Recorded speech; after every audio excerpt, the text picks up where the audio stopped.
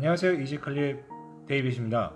네, 오늘은 베트남에서 이제 도착 비자가 아닌 관광 비자 또는 이제 뭐 사업을 통해서 베트남에 방문하게 되시는 그런 상황이 발생하셨을 때 베트남 E 비자를 많이들 신청을 하게 되시는데요. 이 베트남 E 비자에 대해서 과연 이것이 무슨 어떤 내용들이고 또 어떻게 신청을 할 수 있는지까지 자세하게 좀 제가 설명을 드리기 위해서 이 시간 좀 준비해 봤습니다. 자, 그러면 베트남 E 비자 과연 무엇인지 하나씩 알려드리도록 하겠습니다. 가장 먼저 저희가 필요한 거는 이 비자에 대한 좀 소개를 좀 드리고 어떤 것들을 준비를 해야 되는지 그 준비물까지 정리 좀 해봤고요.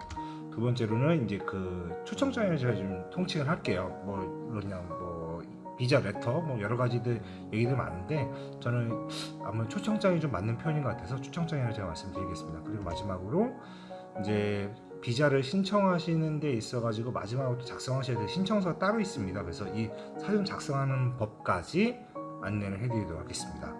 자, 그러면 베트남 E 비자에 대한 좀 간단한 좀 소개해 드릴게요. 먼저 이 베트남 E 비자는 베트남이 15일 이상, 즉 도착 비자는 15일까지거든요. 그 이상의 여행 또는 사업의 목적으로서 베트남 입국하셨을 때는 이것에 대해서 승인을 해달라고 일종의 초청자가 비슷한 서류가 필요합니다. 근데 문제는 이 서류를요, 저희 한국 같은 경우나 다른 일반적인 이제 일반적인 나라에서는 그 나라의 외교부가 이 비자 업무를 다 담당을 하는데 베트남 같은 경우는 외교부에서는 공식 사이트를 절대 운영하지 않습니다. 전부 다 여러분들이 뭐 이미 검색해 보신 분도 계실 거고 알고 계신 분도 계실 텐데 전부가 다 여행사입니다. 뭐 ORG라고 하는 그런 되게 뭐야 관공서에서 쓸 수 있는 URL까지도 사용하고 있는 그런 사이트들이 전부 다 밑에 보시면요, 다 일반적인 사업자들 또는 여행사 그 사이트로 다 정리가 되어 있습니다. 그래서 이렇게 이해하시면 됩니다. 전부 다 여행사들이 하고 있는 서비스구나 라고 이해를 하시면 될 것 같고요. 공식 서비스, 뭐 공식 사이트, 외교부 사이트 절대 없습니다. 그래서 이런 이제 여행사를 통해서 또 별도의 초청장이 필요하는 이런 서비스는 필리핀이나 러시아, 중국 등 일부 국가에서는 아직까지도 이런 초청장 서류가 필요한 상황이고요. 베트남도 이들과 함께 동일한 서비스를 여행사가 제공을 하고 있고 외교부에서도 이 서비스를 승인해주고 있다라고 보시면 될 것 같습니다. 자, 그러면 어떤 것들을 우리가 이제 이 비자를 웹사이트에서 신청을 하시는 데 있어 가지고 어떤 걸 준비하셔야 되는지 좀 설명을 드릴게요. 첫 번째로서는 입국 일자와 출국 일자입니다. 당연히 항공권을 벌써 준비를 다 하셨겠죠. 여기서 필요한 입국 일자, 출국 일자 한국 기준 아니고요. 분명히 한국에서 저녁 비행기 타시게 되면 다음날 새벽 1시나 2시 넘어서 도착하신 경우 있으시거든요. 그 날짜라고 보시면 될 것 같습니다. 현지 시간으로 보셔야 되고요. 출국 일자도 마찬가지로 현지 시간으로 봐주시면 베트남 현지 시간으로 봐주시면 될 것 같습니다. 그리고 해외 승인이 가능한 신용카드 꼭 필요하고요. 또 여권이 직접 뭐 보고 계시면 상관이 없겠지만 여권 번호와 유효기간 꼭 알고 계셔야 되고요. 마지막으로 이거는 뭐 미리 좀 준비를 하셔야 되기 때문에 제가 여기다 말씀을 드렸는데 베트남 도착하셔가지고 비자를 신청하신 데 있어가지고는 증명사진 하나 필요합니다. 근데 이게 현재 국내에서 사용하고 계시는 일반적인 3곱하기4나 여러 뭐 반명함 사진이나 여러 가지 여권 사진들 절대 그 사이즈 못 씁니다. 정확하게 베트남에서 사용하는 이 사이즈가 딱 있고요. 4곱하기6이라고 하는 직사각형의 사진 사이즈입니다. 이거는 사진관에 가셔가지고 필히 따로 말씀을 하셔야지만이 그 사진을 만들어 주시고요. 어떤 사진관은 많이 해보신 경험 있으신지 베트남 비자라고 하면 바로 알아들으시더라고요. 근데 어떤 곳들은 뭐 모르신 분들도 계시고 직접 집에서 만드시는 분들 같은 경우도 이 사진 사이즈 필히 유념하셔가지고 제작을 하시면 될 것 같습니다. 자, 그러면 어떻게 하면 우리가 이제 웹사이트에서 초청장을 구매할 수 있는지 제가 이 웹사이트를 직접 보여드리면서 이제 하나하나씩 설명드리도록 하겠습니다. 네, 지금 보고 계시는 화면은 이제 이 비자를 신청하시기 위해서 여러 사이트들을 많이 돌아다니셨을 텐데요. 제가 알고 있는 그나마 가격이 가장 저렴한, 네, 그게 차이가 나봐야 뭐 한 적으면 한 1, 2불, 많으면 한 10불 정도 이내에서 좀 차이가 나긴 하는데요. 네, 그나마 저렴한 사이트를 제가 그냥 찾아가지고 저는 이 사이트를 주로 이용을 합니다. 네, 그래서 이제 이용하시는 방법 하나씩 제가 같이 작성하면서 보여드릴 테니까 나중에 직접 작성하실 때 참고하시면 좋을 것 같습니다. 자, 이 사이트 영문으로 되어 있습니다. 사실 이거 한글로 번역이 되면 참 좋은데 이게 번역을 하시게 되면 조금 더 어려우실 거예요. 그래서 제가 영문인 상태에서 화면 제가 클릭하는 거 잘 따라오시면서 작성하시면 될 것 같습니다. 먼저 위에 화면에서 어플라이 비자 온라인이라고 하는 이 내용으로서 들어가시고요. 네, 그 화면이 열렸고요. 비자 옵션 부분부터 시작을 합니다. 그래서 어느 국가, 현재 코리아 사우스 이 국가로 선택을 하겠고요. 그 다음에 관광 비자냐 또는 이제 사업용 비자냐, 비즈니스 비자냐, 네, 선택했고요. 그 다음에 비자 타입, 단수 비자, 복수 비자. 헷갈리시는 분도 많으신데요. 단수 비자는 말 그대로 한 번만 사용할 수 있는 비자입니다. 그리고 복수 비자는 한 번이 아니라 여러 번. 뭐 여기 보면 원먼스라고 해서 1개월 내에 복수 비자거든요. 두 번째 있는 거는 이게 그러면 1개월 내에 베트남에 10번을 넘게, 뭐 20번 넘게, 30번을 넘게 입국과 출국을 계속하셔도 상관이 없습니다. 그게 바로 복수 비자입니다. 뭐 여권 아시겠지만 여권, 단수 여권, 복수 여권 이미 아실 거라 생각이 드는데요. 혹시나 싶어서 말씀드립니다. 복수는 말 그대로 여러 번, 멀티플은 바로 그 여러 번 할 수 있다라는 거, 그다음 싱글은 단수 한 번만 할 수 있다라는 거 여기 참고하시면 되겠고요. 그래서 싱글 엔트리로 해서 단수 비자를 했을 때는 지금 가격이 오른쪽에 살짝 보고 계시는데요. 12불. 네. 근데 복수를 하면 1불 차이 납니다. 네, 13불. 네, 그래서 이제 입국 일자를 먼저 신청할게요. 날짜부터 적으시고요. 그 다음에 월, 5월이요. 그래서 5월 5일 날 입국을 한다라는 가정하에 가는 거고요. 그래서 제가 3개월 복수로 잡았는데요. 이거를 그냥 1개월 단수로 바꿔놓고 그러면 6월 5일일 경우에는 여기서는 바로 이렇게 경고 문구가 나오는데 한 1개월이 넘게 되거든요. 5월 달은 31일까지 있다 보니까 그래서 6월 4일 날짜에 출국한다 라고 지정을 하겠습니다. 자, 근데 여기서 중요한 거, 이 출국 일자는요 비행기 티켓과 딱 맞추지 않으셔도 상관없습니다. 다시 말씀드리자면 입국 일자로부터 30일 또는 90일 까지만 제가 이거를 출국 일자라고 지정을 해놓고 실제로 출국 일자는 그보다는 안쪽에만 있으면 상관이 없습니다. 그보다 뒤로 늦어지면 비자 기간 넘는 거니까 불법 체류 되시는 거고요.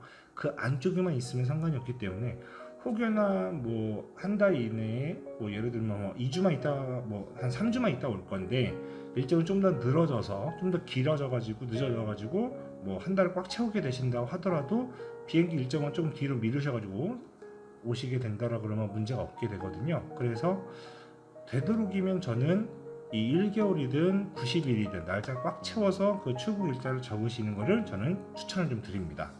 어차피 돈을 내는 거니까요. 그 기간만큼은 일단은 최대치로서 허용을 받으시고 나서 비자를 받으신 상태에서 어떤 변수든지 간에 적용할 수 있을 테니까요. 네, 그리고 마지막에 이제 도착 공항을 지정하라고 합니다. 하노이 같은 경우는 노이바이, 그 다음 호치민 같은 경우는 던션넛 공항, 다낭은 다낭 공항이고요. 나트랑이나 그 다음 하이퐁, 그 다음에 푸꾸옥, 푸꾸옥 섬까지 지금 총 6개 국제 공항이 있는데 이곳에서 어느 곳을 갈 것인지를 여기서 선택을 하라고 나오게 됩니다. 이거는 뭐 어디 선택하든 간에 뭐 금액이 바뀌는 건 없습니다. 똑같고요. 그래서 저 같은 경우는 던션넛 호치민 공항으로서 제가 선택을 했고요. 그 다음에 이제 이 부분이 조금 중요한 부분인데요. 프로세싱 타임이라고요. 소요 시간이라고 합니다. 보통은 이 서류를 제가 접수를 하고 최종적으로 이들이 이제 그 초청장 서류를 다시 저한테 보내주는 데까지의 걸리는 시간입니다. 그래서 여기서는 1에서 2일 워킹데이라 그래가지고 그냥 평일에서 하루에서 이틀 정도 내에 저한테 돌려준다라고 하는 그 신청 방법이고요. 그래서 여기서도 월요일부터 금요일까지 뭐 아침 8시부터 오후 4시까지 기준으로 해가지고 점심시간은 뭐 이렇게 됩니다. 뭐 이렇게 얘기를 하는데요. 결과적으로서는 이틀 정도 48시간? 그보다 조금 더 걸린 경우도 한 번 더도 있었거든요. 그래서 48시간 정도 이내에 이 서류를 받는다라고서 이해를 하시면 될 것 같고요. 그 다음에 그 밑에는 이제 어전트, 응급이죠. 이제 그 다음에 러시 뭐 이제 더 빠른 시간을 요구하시는 분들 한두 시간 내에 뭐 아니면 4시간에서 8시간 내에 아니면 8시간 뭐 주말에도 불구하고 뭐 8시간 내에 필요하신 분들 또는 뭐 30분 이내에 필요하신 분들 완전 초응급입니다. 뭐 이렇게 했을 경우에는 전화를 통해서도 이제 도움을 받아가지고 이 서류를 만들어주기도 하는데요. 이렇게까지 하시면 아시겠지만 오른쪽에 보시다시피 금액이 익스프레스 피라고 해서 금액이 엄청나게 상승합니다.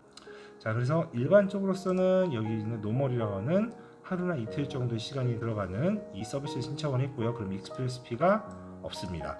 그 다음에 엑스트라 서비스, 이 부분도 되게 재밌는 부분인데요. 첫 번째부터 볼게요. 프라이베이트 컨피덴셜 레터라고 해가지고 개인의 기밀 서류, 기밀 문서화를 한다 이렇게 얘기를 하는데 여기 아래 쭉 적혀 있는 걸 그대로 말씀을 드리자면요. 이민 사무국에서 이 정책상으로서 이제 하나의 비자 서류에는 한 사람당 하나의 각각의 1년 번호가 발행이 되게끔 정해져 있습니다. 하지만 이것이 없어도 사실은 그 이민국에서 비자를 승인해주고 비자를 내어준 데 문제 없거든요. 다만 이제 조금 문제 삼을 수 있다라고 하는 일종의 약간 옵션을 이쪽에서 얘기를 하는 겁니다. 그래서 저 같은 경우도 굳이 거기 가서 뭔가 이 8불 때문에 이거 딱 정확하게 여기 보이시죠? 8불인데 이 8불 때문에 내가 문제가 생기기보다는 그냥 8불 내고 말지 해서 저 그냥 다 해서 총 20불이죠. 딱 20불로 끝납니다. 20불 그냥 내고 서류에서 문제 생기는 걸 만들지 말자는 생각에서 이렇게 신청을 하고요. 이걸 하지 않으셔도 선택을 이렇게 한 번 더 하시면 이거 빠지시거든요. 안 하셔도 상관없는데 그냥 저는 추천드립니다. 그냥 이거는 하시는 거를 추천드리고요. 이거를 넣으시면 이제 일종의 1년 번호가 그 서류에 찍혀서 나오게 됩니다. 그러면 이제 깔끔한 서류가 나오는 거니까 이거를 사용하시기를 좀 권장을 드리고요. 그 다음에 밑에는 에어포트 패스트 트랙. 이거는 노멀과 VIP가 있는데요. 노멀과 VIP의 차이점은 딱 하나입니다. VIP는 여기 있다시피 제 거 짐가방 택시까지 데려다 준다. 택시까지 이제 끌고 와서 대신 들어줍니다 라고 하는 이거 서비스 하나는 다른 거고요. 그냥 노멀은 그게 없어요. 짐가방 서비스가 있고 없고 그 차이입니다. 그렇게 크게 엄청나게 어트랙티브하게 좀 저한테 확 와닿는 것 같진 않는데 근데 이 차이가 약 15불 정도 차이가 나거든요. 그래서 저는 이거는 별로 그렇게 소용이 없는 것 같아요. 근데 이 노멀 서비스라고 하는 게 이게 좀 재밌는 부분인데요. 저희가 이제 다음번에 보여드릴 영상 중에는 제가 그 이민 심사국 즉 이제 비자 신청하는 곳에서 상당히 한 30분에서 길게는 1시간 넘게 기다려야 되는 그 상황이 발생을 합니다. 왜냐하면 이제 저 말고 다른 외국 분들도 많이 그쪽에서 서류를 다 접수를 해가지고 기다리고 있다 보니까 서류 비자 발급이 완료되는 데까지는 30분에서 길게 1시간 넘게 기다리셔야 되다 보니까 이 시간을 줄이기 위해서 패스트 트랙이라는 서비스를 이용할 수가 있습니다. 자, 근데 이건 어떻게 하는 거냐면 나중에 그 영상을 보시면 아시겠지만 그곳에는 여행사 직원들이 또 상주를 합니다. 그래서 그 여행사 직원들이 이 패스트 트랙을 이제 신청하신 분들에 한해서 즉 이 30불이라고 하는 추가 금액을 내신 분들에 한해서 그분들이 서류를 대신 접수를 다 해드립니다. 여권만 주시면 그분이 작성 다 해가지고요. 거기서 서명만 하시게끔 딱 적어드린다. 서명만 하게끔만 만들어 주신 다음에 이 서류를 그들이 갖다가 내고 그들이 또 일반 접수를 하신 분들과 여행사 접수했을 때는 차이점이 뭐냐면 여행사 접수한 사람들 거부터 먼저 승인해 줍니다. 그러면 일반 사람들 거를 좀 많이 밀려요. 그래서 이 여행사 사람들한테 이 서비스를 신청을 하면 기다리는 시간이 대폭 줄어듭니다. 한 15분에서 20분, 뭐 길어야 30분 이내에 이 비자를 받아서 나올 수가 있게 됩니다. 그러면 일반 신청하신 분들 얼마나 기다리셔야 되냐? 그냥 마음 편하게 30분에서 1시간 정도나 그냥 거기서 좀 앉아있다 나온다 라고 생각하시면 좋을 것 같습니다. 그러니까 다낭 가시는 분들 패스트트랙 굳이 안 쓰셔도 됩니다. 다낭에는 정말 빨리 나오는 걸로 유명합니다. 하지만 호치민이나 하노이 오시는 분들 혹여나 기다리시는 거 또 뭐 다음번에 이어진 일정이 있으시다 그러면 패스트트랙 30불이니까요. 한국 돈으로 한 3만원 정도 하시는 거죠. 예, 이 금액 내시고 서비스 이용하시는 것도 나쁘진 않습니다. 그리고 뭐 비자를 발급하시는 데 있어가지고 뭐 엄청나게 많은 영어가 필요한 건 전혀 아니거든요. 그냥 돈만 주면 그냥 바로 발행을 해주는데 그래도 난 좀 불편하다 라고 하신다면 이 여행사 직원분들한테 부탁하시면 바로 그 자리에서 진행해주는, 깔끔하게 진행 다 해주니까요. 이 서비스 이용하시는 것도 나쁘지 않다라고 해서 말씀드리겠습니다. 다음은 넥스트 버튼을 누르고요. 그러면 페이지가 넘어가면서 이제 나머지 상세 정보들을 입력하게 됩니다. 첫 번째는 국적이 설정이 되어 있고, 여기서 제가 이름을 적게 되겠고요. 그 다음에 젠더, 그 다음에 뭐 생일, 그 다음에 패스포드 넘버, 여권 번호죠. 가짜 번호 넣겠습니다. 그 다음에 여권 기간. 참고적으로 말씀드립니다. 여권 기간 한 달 이내에 계신 분들은, 그러니까 여권 만료일이 뭐 한 달 이내이신 분들 같은 경우는 아마 입국이나 비자 발행하는 데 있어서 많이 어려우실 겁니다. 꼭 여권 유효기간 충분히 남아 계신지 확인하신 다음에 신청하시는 거 잊지 마시고요.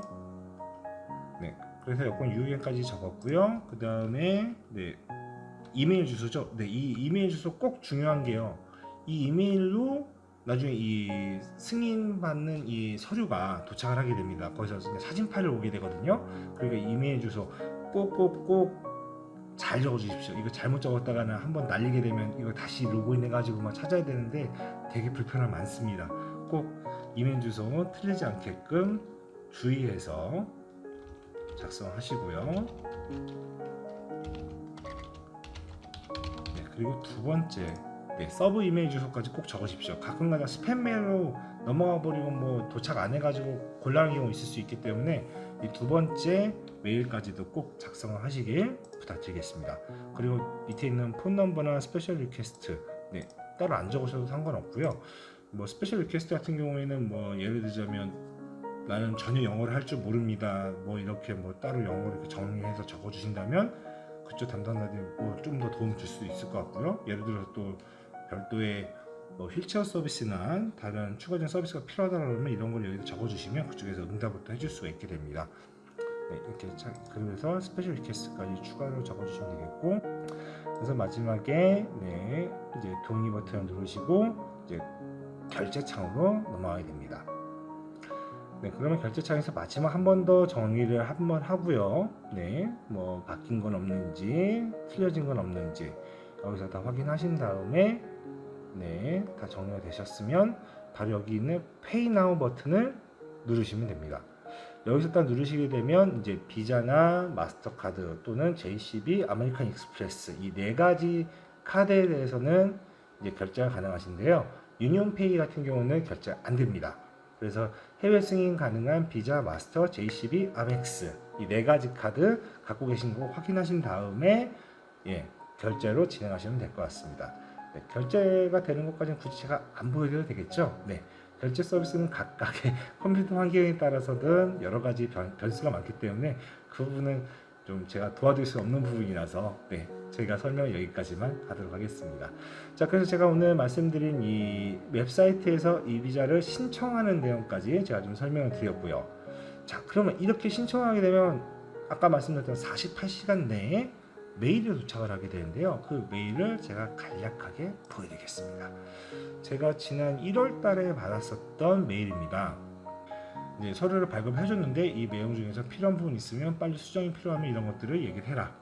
그리고 이 체크리스트에서 이 서류와 함께 체크리스트 비자 스탬프를 받는 데 있어 가지고 필요한 것들을 정리를 여기 또 해줍니다. 뭐 최소 6개월 이상의